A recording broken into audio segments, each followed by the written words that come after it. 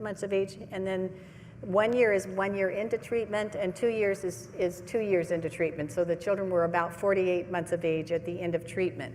And you can see that after 1 year, we were already seeing a significant impact on IQ. And here are actually the individual data on IQ after 2 years. And what I plotted here is both the community group in red as well as the Early Start Denver model group in blue. And what we found is that 7 of the children in the Early Start Denver model group made an IQ gain of 30 points or greater, which is 2 standard deviation. And that an additional 5 children in the Early Start Denver model, so 50% of the kids, had at least a standard deviation increase in their IQ as a result of the intervention, as compared to 3 children in the community group.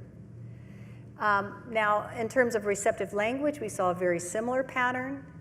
And then adaptive behaviors. Now, what I've plotted here are standard scores. So if the child were making exactly the same rate of progress as their chronologically aged peers, then you would expect to see them to be flat across time. But what you see is that the children in the Early Start Denver model were pretty much keeping up with the rate of development with their peers, although they're behind, whereas the children in the community group are falling farther and farther behind over time, so that by 2 years into the intervention, they have lower adaptive behavior skills.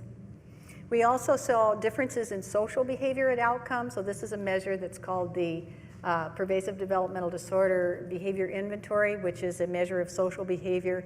And we found that the children in the Early Start Denver model group had more social approach behaviors and fewer what was called social pragmatic problems. We also saw